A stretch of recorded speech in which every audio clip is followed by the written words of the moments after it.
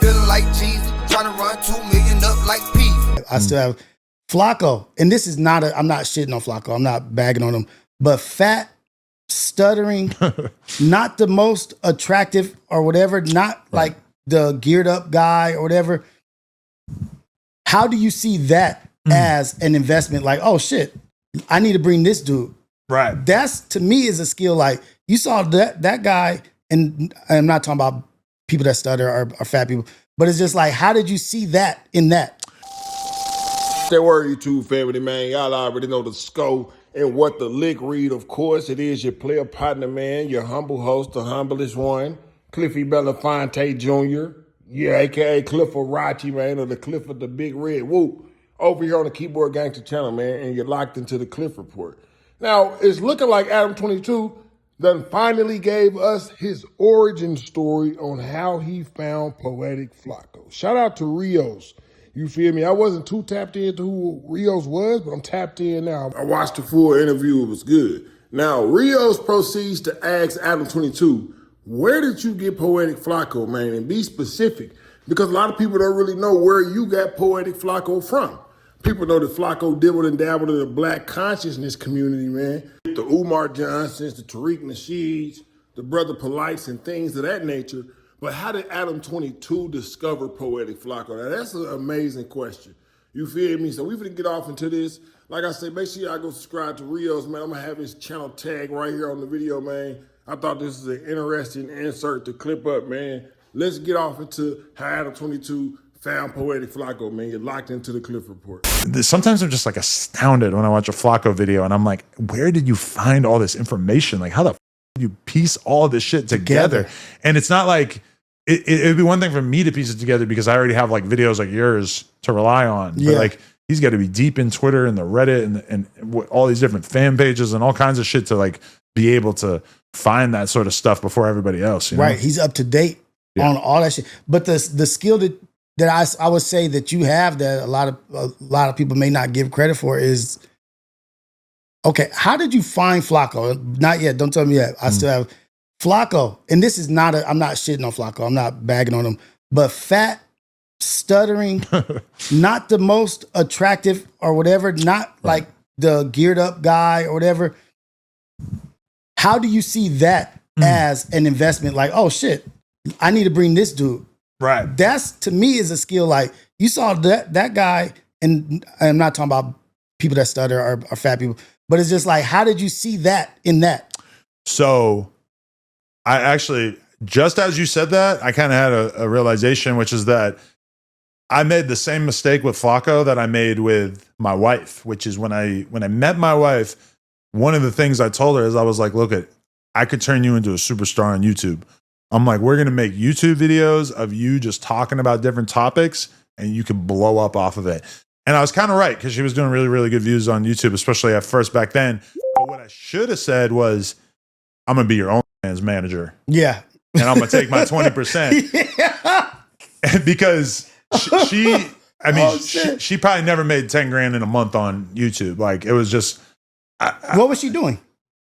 Talking about whatever, talking about her life, making little vlogs about her life, talking about different topics or whatever. And she was like super nervous to do it at first. But, you know, I saw her and I knew she had potential, but I signed her for the wrong thing. I did the same thing with Flacco, where he sent me a DM and he said, because he had paid for like a networking course where they basically like gave you advice and suggestions on how you could, you know, start working with people that you respect or aim to work with or whatever. And so he sent me a DM and I read the DM and it was just kind of convincing of being like, hey, I'm a up and coming YouTuber. I do this, this, and this. And I went and watched one of his videos and it was kind of the same thing that he's doing now, except it was faceless and he was just talking about, I forget, some random street beef or some shit.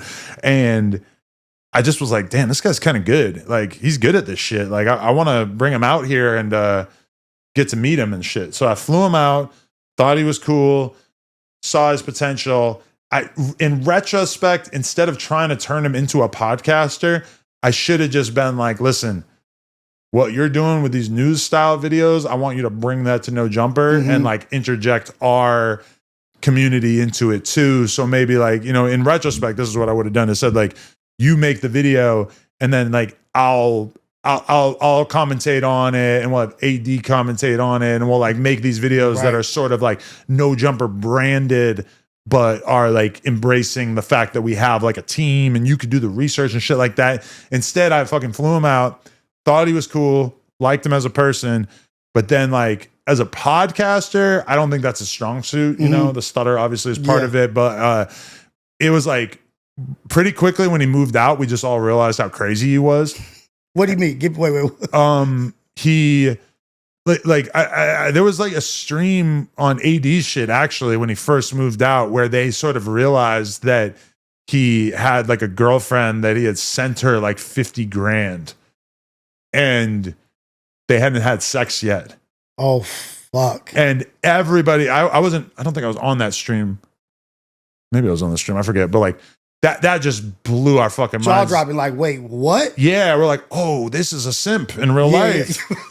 And I think things didn't work out that well with that. They did.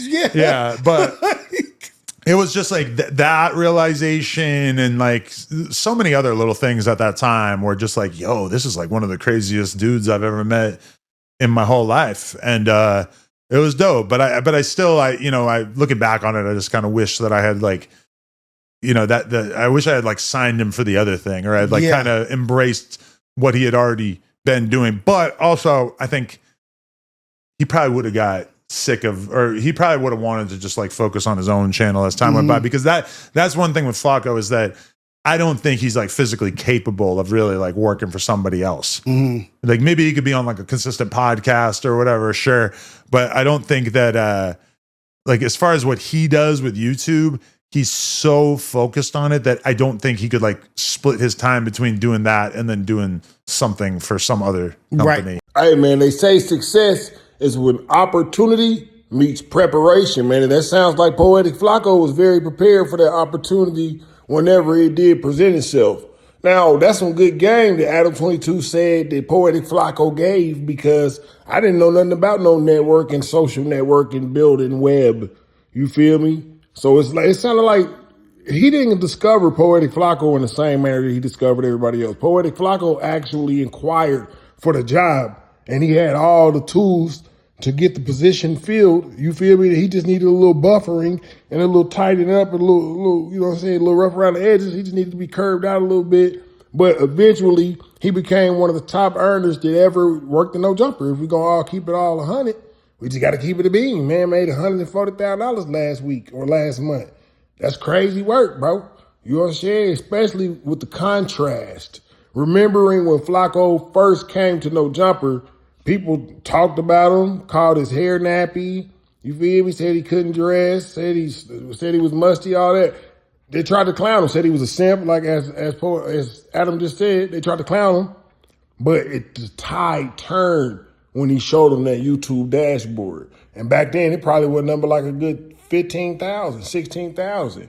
In the midst of individuals who worked there who couldn't even make $4,000, $5,000 on their own from their own channel at that time.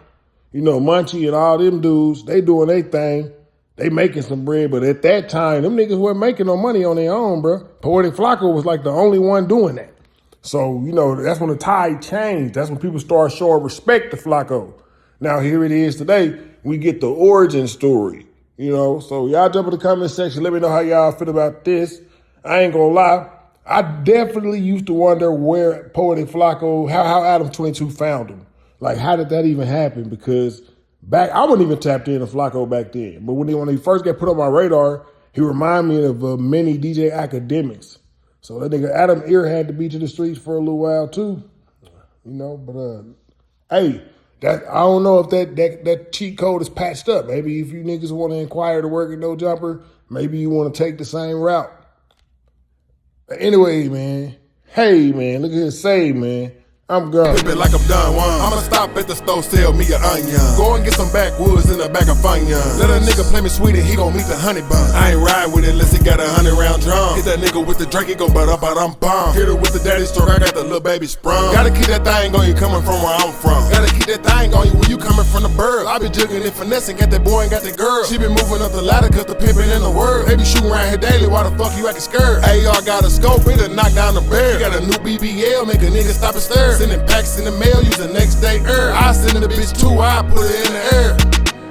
Feeling like rich, homie, I'm the man of the year. Walked in with 2 cups, I'm the man of the year. I ain't playing with these niggas, giving instructions to my bitch. I be pimping on my hoes, I'm the man of the year. I'm feeling like equal dollar, I'm the man of the year. We gon' get the penny clear, I'm the man of the year. I'm the man of the year, I'm the man of the year, I'm the man of the A.